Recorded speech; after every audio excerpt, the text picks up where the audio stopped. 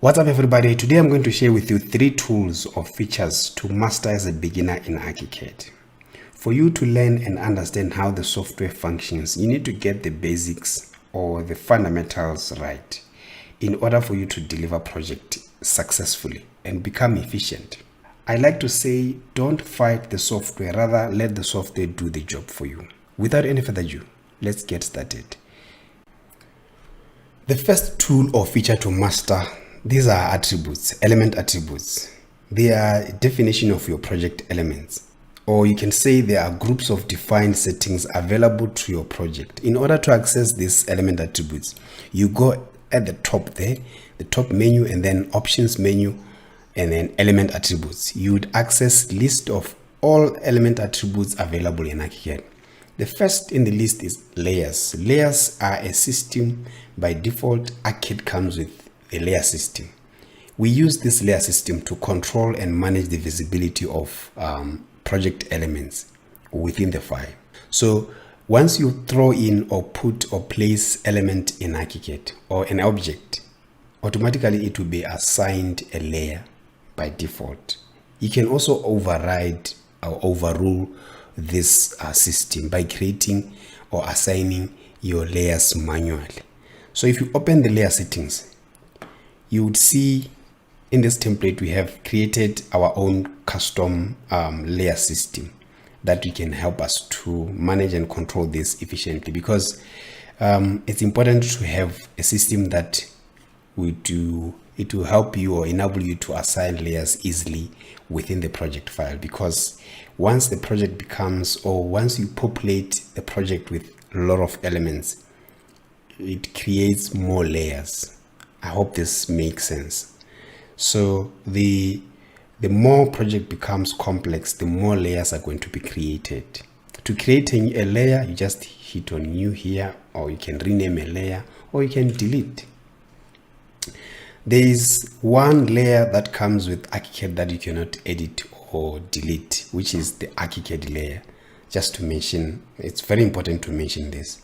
There's a reason why this layer you cannot tamper with it. As you can see here, the rename and the delete tab is inactive. The reason is if you want to delete a layer, for an example, or to rename a layer to something different, you have to assign, let's assume that layer that you want to delete or rename has elements assigned within, or elements assigned under it. So if you delete it, that means you're going to affect elements that are under that layer. So by default, ArchiCAD gives you a chance to move those elements into a different layer. For example, by default, that will be the layer that you find where everything gets lost, which is ArchiCAD layer. So let's delete or make an example. I would want to use a wall layer, for example.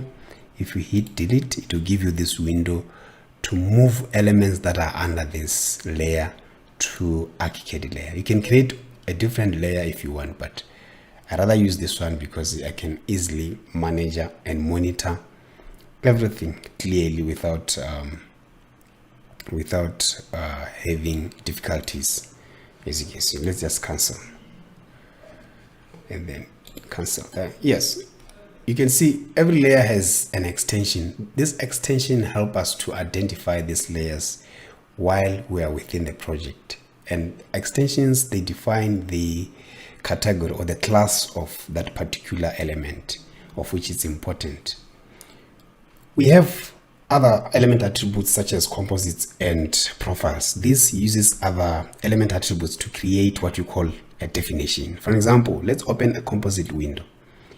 In this window, you see there are different elements here. These elements are called skins. Skins represent materials in this definition.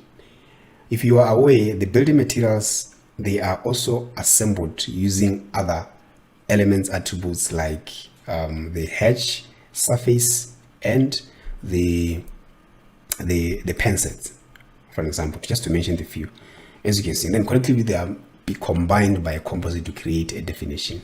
If we go back to the project here, I would select, this is a composition, for example, of a wall. As you can see, it's different types of materials to form a wall. That's how we build in real world. So if I select this wall and then go back to the element attributes and then select the building materials, it by default in this window, ArchiCAD will highlight the material that are on the selected element. For example, we have how many materials here? We have a plaster, we have a core brick, and then insulation. Yes, there are 3. So I should have 3 materials here selected.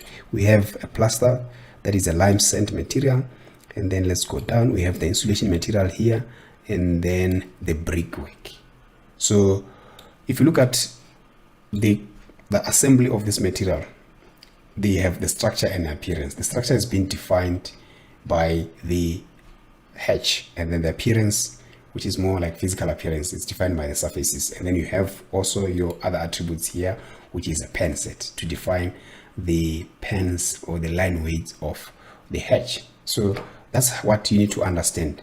Other element attributes will use other attributes to formulate or to combine them to come up with a definition of an element.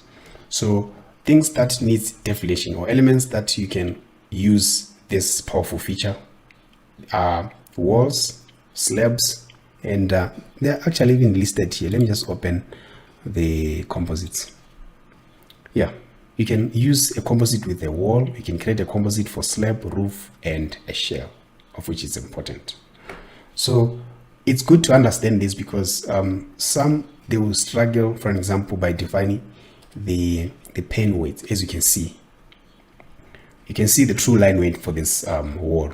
The plaster are on a lighter weight, and then the core brick are on a heavy line weight. So you need to understand way to define this. But if you don't know, or if you are just using, it's unlike using a basic wall. For example, let's just use a basic wall like that.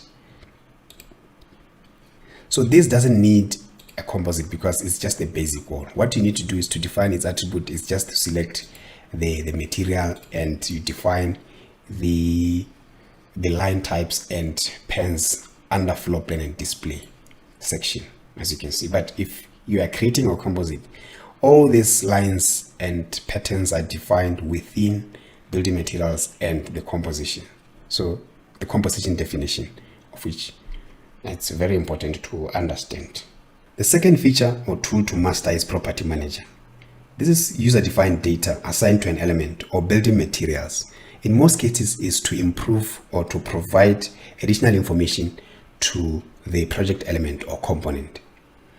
As you know, guys, ArchiCAD is a BIM software, and within the BIM methodology, we use information to inform better our projects. So information handling is key to the success of a project.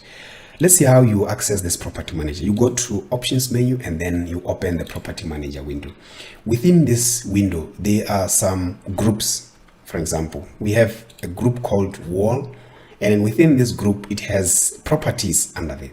These properties, the houses, or they have the definitions of elements in a form of text or in a text-based value. For example, if we select the wall type, it has different, it's been assigned a definition of option set. This means you can have different options of wall types, as you can see. So if you open the option setup, we have different types of wall. This is key to the template because most especially depending on the region you are, you can select by drop down arrow and then assign whatever definition or material to, or different type of, or any type of wall to your element. Let's see how this is going to affect your element within the file, within the project. Let's cancel. And then if I select this wall and then open its settings, if you go down to the classification, let me just create enough space by collapsing these sections and then drag to stretch is here. If you go down here to the classification and properties, firstly that you need to do, but we'll cover it later after this. These are classification. So you need to assign a class to whatever element you need to. In this case, it's a wall. So we have parameters that are derived from properties or property manager. So in this case, we have we can key in the input, but I want where we accessed those drop down menu. So you scroll down, scroll down, scroll down, scroll down, scroll up. So we have finishes here, wall finishes. Remember that type we were discussing, wall types.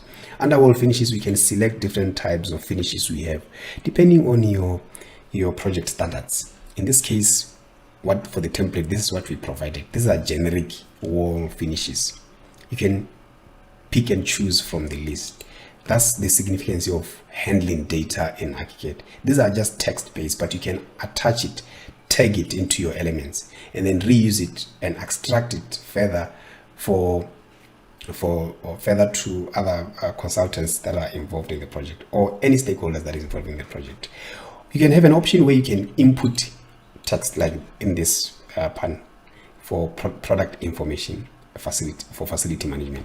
This is key for facility management because you can put even cost, rate, anything, serial number to a wall or whatever element that you want to do. So it's very important, like I said, guys. So let's move on. This will lead us to the next tool, which is classification.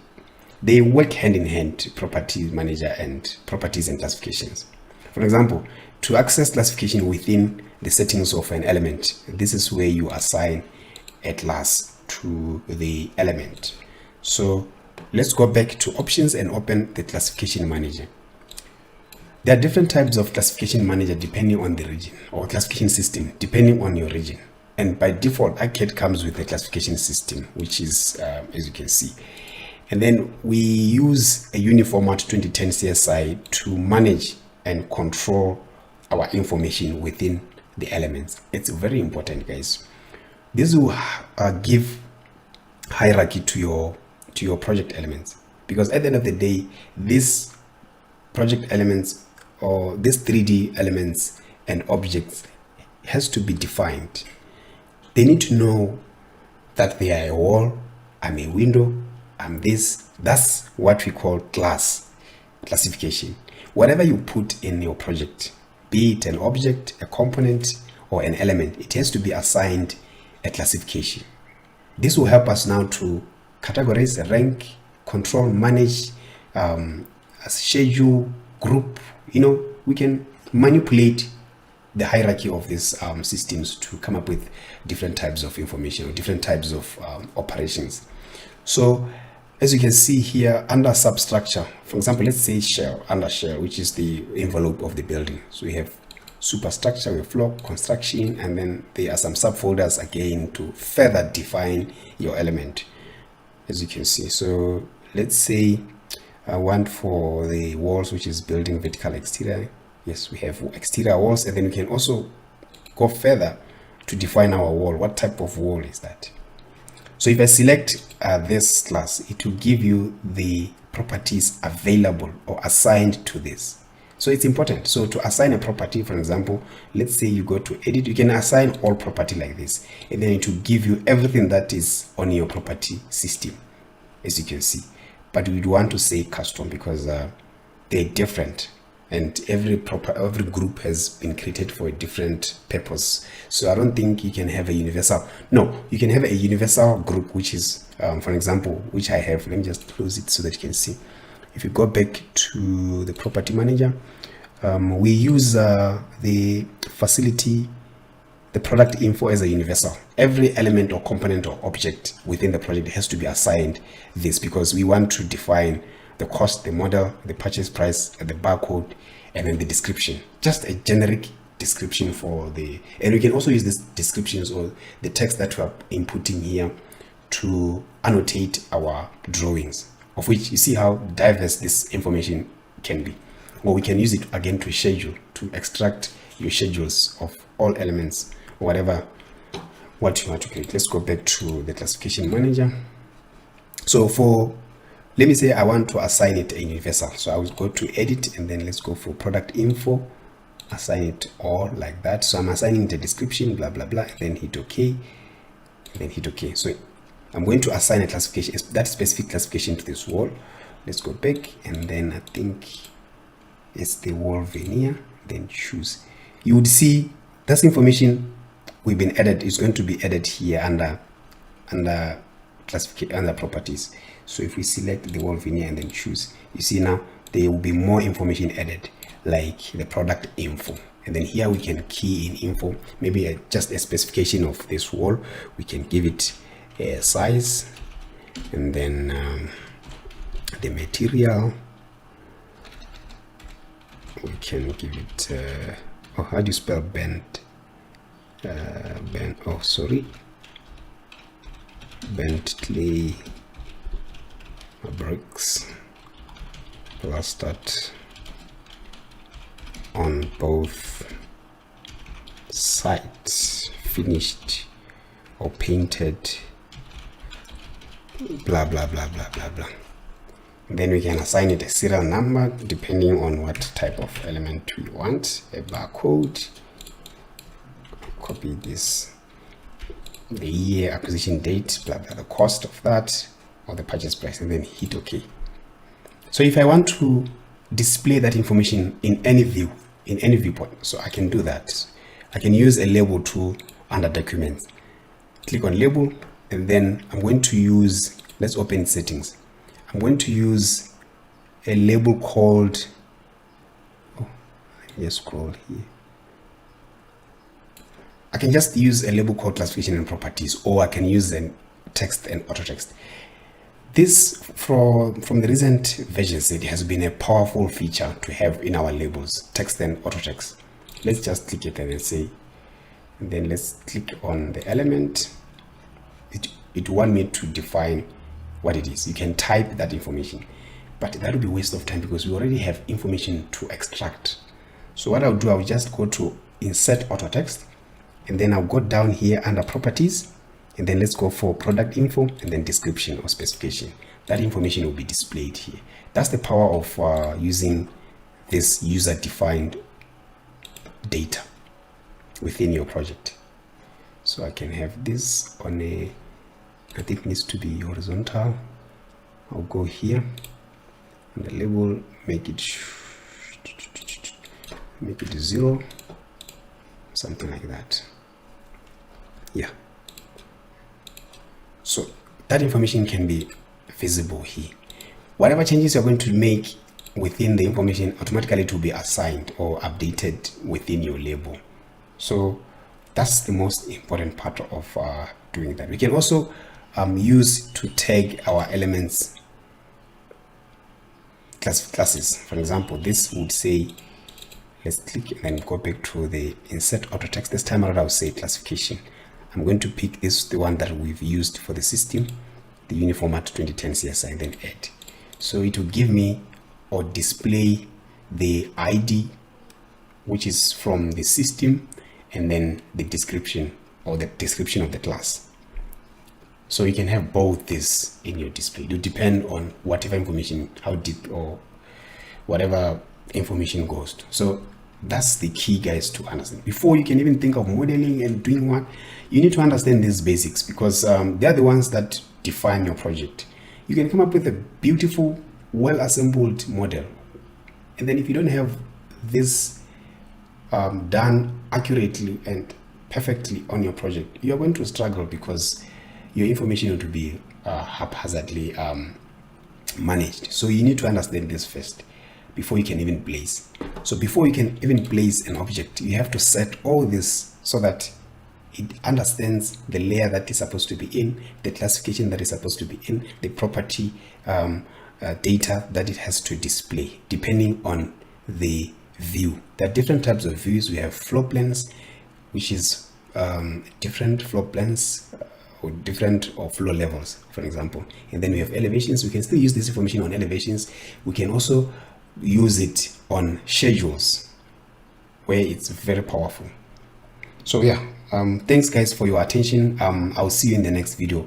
But don't forget, guys, there's an opportunity, an offer that we created, whereby if you buy our MS BIM template, the latest version, which is 2023 professional template, you are being awarded or rewarded by a 6 months monthly subscription membership for our Patreon account.